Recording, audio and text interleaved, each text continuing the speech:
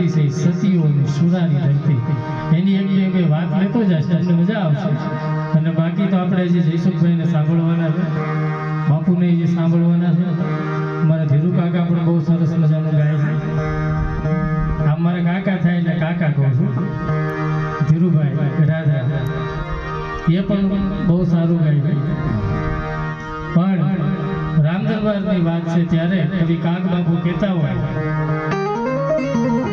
મારા હરિય કંઠ એણે હાર પહેરાયો એના મોતી મોઢા ચાખ્યા, આ મોતીડા કરડી એણે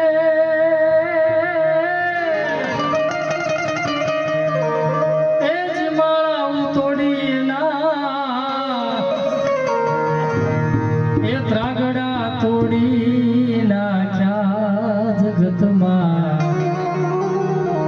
એક જ જન્મો રે રામને રોઈ રાખ્યા.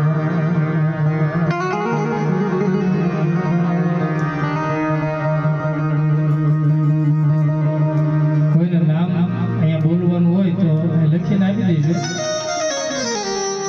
જગતમાં એક જ જન્મો રે જેને રામને ઋણી રાખ્યા. રામનું તો આખું જગત ઉપર ઋણ છે, પણ જગત શક્તિ ઉપર પણ જે ઉપકાર કરીએ કે ને એ શક્તિ એટલે આ શક્તિ. આ રામના સઘળા કામ કરી બેહણા બારણે રાખ્યા, પણ રાજ સત્તામાં જેથી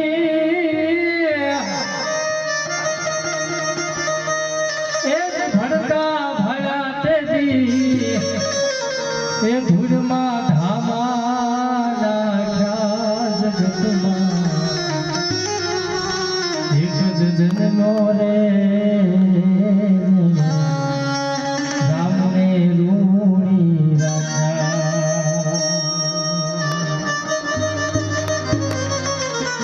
એ ના કરી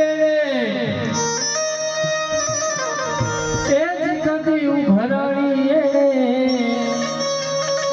એ હામા ચોપડાનું રાખ્યા જગતમાં, એક જ જન્મો રે રામને ઋણી રાખ્યા. જગતમાં એક જ જન્મો કે જેને રામને ઋણી રાખ્યા. આ દુનિયામાં એના જ નામ અમર રહી ગયા જે મારા રામના કામ આવી ગયા. બાકી તો કઈક રહી ગયા મૂછો મરડતા મહીપતિ, કઈ ગજબ હતા ગંભીર સબળા એના શરીર, તોય હવે એને મહાણે બેઠા મોકલ્યા. અંતમાં તોય એને મહાણ જવું.